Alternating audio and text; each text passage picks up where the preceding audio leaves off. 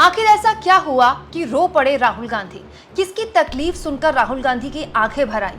दोस्तों, पिछले 10 सालों से हमारे कानों से तेल निकाल दिया न्यूज चैनल्स के एंकरों ने ये बोल बोलकर, ये सुना सुनाकर कि मोदी जी थकते नहीं है, टॉनिक वॉनिक लेते हैं किसी खास तरह का, कि 18-20 घंटे काम करते हैं, छुट्टी नहीं ली पिछले 10 सालों में। हालांकि सच्चाई है दोस्तों कि डॉक्टर मनमोहन सिंह भी जब 10 साल पीएम थे तो छुट्टी उन्होंने भी नहीं ली थी। और जहां तक बात है लगातार काम करने की, तो हमारे यहाँ जो नेतागिरी है, जो राजनीति है, वो फुल टाइम है। तो अगर आप अपने इलाके के विधायक और सांसद के पास भी जाएं, चाहे आप उनसे कितने भी नाराज हों, अगर आप उनकी भी दिनचर्या देखेंगे तो उनकी भी दिनचर्या काफ़ी हैक्टिक होती है। हमारे यहाँ नेता 24/7 काम करता है। लेकिन सवाल ये दोस्तों कि इस तरह की बातें मोदी जी के लिए तो कही जाती हैं, लेकिन क्या राहुल गांधी के लिए कही जाती हैं? आज सुबह 5:15 बजे राहुल गांधी अपने घर से निकल गए। यूपी के हाथरस में जो सत्संग में हादसा हुआ उसमें पीड़ितों के परिवार वालों से मुलाकात करने के लिए। अब 5:15 बजे कोई घर से निकला है दोस्तों, तो मानकर चलिए कि 3:30-4 बजे उठा होगा। दोस्तों, यहाँ पीड़ितों से मुलाकात करते हुए राहुल गांधी की अलग अलग तस्वीरें सामने आई। कुछ इस तरह से उन्होंने पीड़ित परिवारों से मुलाकात की और प्रेस कॉन्फ्रेंस करके भी उन्होंने अपनी बात रखी। लेकिन इस बीच कांग्रेस पार्टी ने एक वीडियो जारी किया है जिसमें एंकर जो पीड़ित परिवार है जिनसे मुलाकात की राहुल गांधी ने, उनसे बात करता है और पूछता है कि राहुल गांधी से आपकी बात हुई? तो वो जो पीड़ित परिवार के शख्स हैं जिनके घर में हादसा हुआ और मौत हुई किसी की, उन्होंने बताया कि जब राहुल गांधी ने उनकी तकलीफ सुनी तो उनकी आंखें भर आई, वो रो पड़े, वो भावुक हो गए और हमें ऐसा ही नेता चाहिए। देखा तो उन्होंने हमारी सारी बातें सुनी तो राहुल गांधी जी की आंखों में आंसू आ गए। यही नहीं दोस्तों, राहुल गांधी जब पीड़ित परिवारों से अलग अलग जगह मुलाकात कर रहे थे हाथरस में, तो एक वीडियो भी जारी की गई है कांग्रेस पार्टी द्वारा। वैसे तो इस वीडियो में बहुत सामान्य सी चीज़ है, लेकिन मेरी नज़र एक चीज़ पर गई। राहुल गांधी आते हैं, पीड़ित परिवार के लोग बैठे होते हैं ज़मीन पर, और जब राहुल गांधी वहाँ पहुँचते हैं तो उनके लिए एक स्टूल लगाया गया था, मतलब थोड़ा सा ज़मीन के ऊपर, ताकि उनको तकलीफ ना हो, वीआईपी ट्रीटमेंट देने के लिए। राहुल गांधी जैसे ही वहाँ आते हैं उन्होंने स्टूल वो साइड में करते हैं और उसके बाद यहाँ बैठ जाते हैं। तो ये भी एक जेस्चर है, ये भी एक तरीका है दोस्तों कि लोगों के साथ कैसे जुड़ना है, उनके साथ उनके दर्द को बांटना है। क्योंकि हमारे यहाँ आप जानते हैं जब किसी का देहांत होता है तो ज़मीन पर ही बैठते हैं कुछ दिनों के लिए, सबके यहाँ ये परंपरा है और ये रिवाज है। राहुल गांधी ने उस रिवाज को बनाए रखा और यहाँ पर कोई वीआईपी ट्रीटमेंट वाली चीज़ को दरकिनार कर दिया, चाहे वो स्टूल ही क्यों ना हो। इसके अलावा दोस्तों, कांग्रेस पार्टी ने राहुल गांधी ने जो प्रेस कॉन्फ्रेंस की उसके बाद वो भी जारी की है। कांग्रेस पार्टी की जारी की हुई वीडियो मैं आपको दिखा रही हूँ। काफ़ी मीडिया वाले वहाँ पर थे, जहाँ पर राहुल गांधी ने कहा कि मैं यहाँ पर राजनीति करने नहीं आया हूँ, लेकिन जो पीड़ित परिवार है वो काफ़ी गरीब हैं, तो मुआवजा थोड़ा बढ़ा देना चाहिए। 2 लाख बहुत कम है और जल्द मुआवजा मिलना चाहिए। दुख की बात है, बहुत परिवारों को नुकसान हुआ है, काफ़ी लोगों की मृत्यु हुई है। तो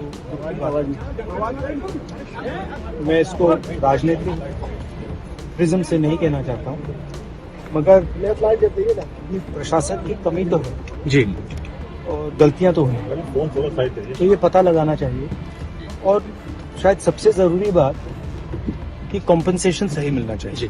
दोस्तों, जब चुनाव प्रचार में मोदी जी अलग अलग न्यूज चैनल्स को इंटरव्यू दे रहे थे तो इंडिया टीवी के मालिक रजत शर्मा ने मोदी जी का इंटरव्यू किया था। तो मजाक में राहुल गांधी का मजाक उड़ाते हुए कहा था कि चुनाव नतीजे आने के बाद 4 जून के बाद राहुल इटली चले जाएंगे। अब राहुल गांधी तो इटली गए नहीं, नेता प्रतिपक्ष बनकर हर दिन लगातार जनता के बीच है। कल मजदूरों के बीच थे, आज पीड़ित परिवारों के बीच हैं। तो क्या ये न्यूज़ चैनल वाले जिन्होंने पिछले 10 सालों में राहुल गांधी की क्रेडिबिलिटी, राहुल गांधी की विश्वसनीयता, राहुल गांधी की राजनीति के साथ में बट्टा लगाने में कोई कसर नहीं छोड़ी, उनके पप्पूकरण करने में कोई कसर नहीं छोड़ी, आज वो राहुल गांधी आंख में आंख डालकर न केवल सरकार से सवाल पूछ रहे हैं, संसद के अंदर संसद के बाहर नेता प्रतिपक्ष के तौर पर अपनी जिम्मेदारी निभा रहे हैं, बल्कि ये भी दिखा रहे हैं कि वो फुल टाइम नेता के अपने अवतार में उतर आए हैं। हर दिन राहुल गांधी कहीं ना कहीं कुछ ना कुछ ऐसा करते हैं जिसके जरिए न केवल वो मीडिया में बने रहते हैं, बल्कि लोगों को ये दिखाने की कोशिश करते हैं कि मैं आपका हूँ, मैं आपके बीच हूँ। और ये भारत जोड़ो यात्रा से जो क्रम शुरू हुआ है दोस्तों, वो लगातार राहुल गांधी का अभी भी जारी है। बल्कि मैं तो कहूँगी कि राहुल गांधी का जो चुनावी अवतार था ना, चुनावी मोड जो था उनका, वो अभी तक चुनावी मोड में।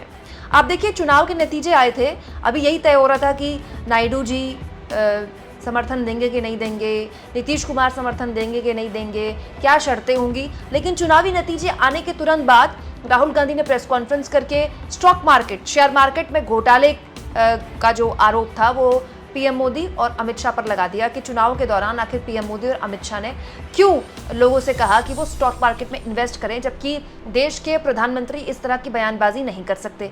इसके अलावा दोस्तों, नीट परीक्षा को लेकर राहुल गांधी संसद होने से पहले ही प्रेस कॉन्फ्रेंस कर चुके थे। संसद के अंदर जो उनका अवतार दिखा, 100 मिनट लंबा भाषण, उसमें किस किस मुद्दे को राहुल गांधी ने नहीं उठाया। अग्निवीर के मुद्दे को राहुल गांधी ने उठाया, महंगाई के मुद्दे को उठाया, बेरोजगारी के मुद्दे को उठाया।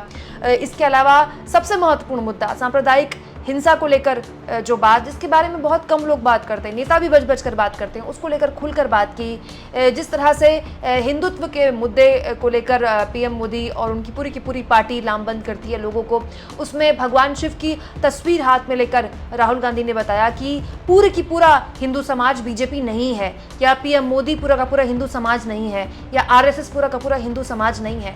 राहुल गांधी वहां चोट कर रहे हैं दोस्तों जहां बीजेपी को सबसे ज्यादा दर्द होता है। हालत हो गई कि राहुल गांधी को रोकने के लिए खुद देश के प्रधानमंत्री को 2 बार खड़ा होना पड़ा। मतलब देश के इतिहास में शायद ऐसा बहुत कम हुआ है कि नेता प्रतिपक्ष जब बोलते हैं तो देश के प्रधानमंत्री खड़े होते हैं, क्योंकि अगले दिन तो पीएम को बोलना ही था लोकसभा में, लेकिन पीएम को खड़ा होना पड़ा। दोस्तों, ये सब कुछ बताता है कि राहुल गांधी बदल गए हैं। इस बदले हुए अपने इस अवतार में न केवल वो लोगों को बीच अपने आप को कनेक्ट कर रहे हैं, बल्कि नेता प्रतिपक्ष के तौर पर भी जो जिम्मेदारी उनकी है उसको वो संसद खत्म होने के बाद भूल नहीं रहे हैं। ऐसा नहीं कि संसद का सत्र खत्म हो गया तो वो नेता प्रतिपक्ष के तौर पर उनकी जिम्मेदारी खत्म हो गई। अब मैं आपको एक बात बताऊं, ये जो भी राहुल गांधी कर रहे हैं, कल राहुल गांधी मजदूरों के बीच थे, दिहाड़ी मजदूरों से उन्होंने बात की, आज वो हाथरस के पीड़ित परिवारों से बात कर रहे थे, फिर उन्होंने प्रेस कॉन्फ्रेंस की।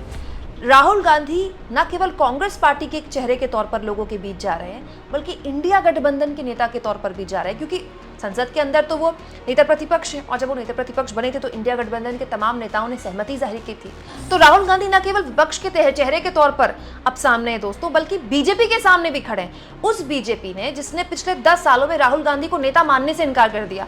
मोदी जी तो राहुल गांधी का नाम भी नहीं लेते, पूरा चुनाव मोदी जी ने शहजादा शहजादा करके निकाल दिया। लोकसभा के अंदर भी पीएम मोदी ने जब भाषण दिया अपना, तो भी मोदी जी ने राहुल गांधी का नाम नहीं लिया। अब मोदी राहुल गांधी का नाम लें या ना लें, राहुल गांधी वर्सेस नरेंद्र मोदी अब लगातार होता रहेगा। एक वक्त था जब बीजेपी वाले बड़े गुमान से कहते थे कि हम तो चाहते हैं कि राहुल वर्सेस मोदी हो जाए, क्योंकि जब भी राहुल वर्सेस मोदी होता है मोदी 21 पड़ जाते हैं और राहुल 19 पड़ जाते हैं। लेकिन अब बिल्कुल उल्टा हो रहा है दोस्तों। चाहे लोगों से बात करनी हो, लोगों से कनेक्ट करना हो, लोगों से बातचीत करनी हो, कम्युनिकेट करना हो, राहुल गांधी 1 to 1 बातचीत करते हैं। तो राहुल गांधी केवल अपनी मन की बात नहीं करते हैं, वो अपनी बात रखते हैं, सामने वाले से बात करते हैं। आज भी जब पीड़ित परिवारों से वो बातचीत कर रहे थे तो वो यही पूछ रहे थे, आपने जिनको खोया है उनकी क्या यादें हैं।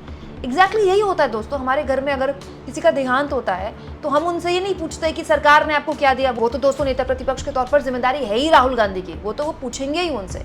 लेकिन जब घर का कोई गुजर जाता है और ख़ासतौर पर इस तरह की दुर्घटना में गुजरता है, अचानक गुजरता है, तो घर में जो अपने आते हैं परिवार वाले, तो यही पूछते हैं कैसे थे, आखिरी वक्त में आपकी उनसे क्या मुलाकात हुई, उनकी क्या आदतें थी। तो वो एक तरीका होता है जब आप सामने वाले से दर्द बांटते हैं, वो खुलकर अपना दर्द आपके सामने रखता है। लगातार जिस तरह से राहुल गांधी ने हाथरस के पीड़ितों से बातचीत की, बच्चों को गले लगाया, महिलाओं को सांत्वना दी, जमीन पर बैठकर बातचीत की, ये राहुल गांधी का बदला हुआ अवतार है। अब इसको मीडिया दिखाए ना दिखाए, मोदी पसंद करे ना करें, बीजेपी इसका मजाक उड़ाए ना उड़ाए, ये राहुल गांधी हैं। ये आज के राहुल गांधी हैं जिनका पीड़ित परिवारों का दुख सुनकर आंखों में आंसू भी आता है और चेहरे पर वो गुस्सा भी आता है जब वो संसद में सरकार से सवाल पूछ रहे होते हैं। दोस्तों, आपको क्या लगता है इस बदले हुए बिल्कुल नए अवतार वाले राहुल गांधी से बीजेपी कैसे निपट पाएगी? अब पुराने वाली हालत वो नहीं रही कि आप छोटी छोटी क्लिप काट के 10-12 सेकंड की क्लिप काट के वायरल कर दें और राहुल गांधी का पप्पूकरण करने की कोशिश करें। पिछले 10 सालों में सब कुछ किया जा चुका है, उसके बावजूद भी राहुल गांधी यहाँ मजबूती से खड़े हैं। तो वो कौन सी ताकत है जो राहुल गांधी को मजबूती दे रही है? कमेंट बॉक्स में जरूर लिखें और जितना हो सके दोस्तों चैनल को शेयर करें, सब्सक्राइब करें और थैंक्स और ज्वाइन के ऑप्शन से अगर आप चाहें तो कुछ आर्थिक मदद भी चैनल की जरूर करें।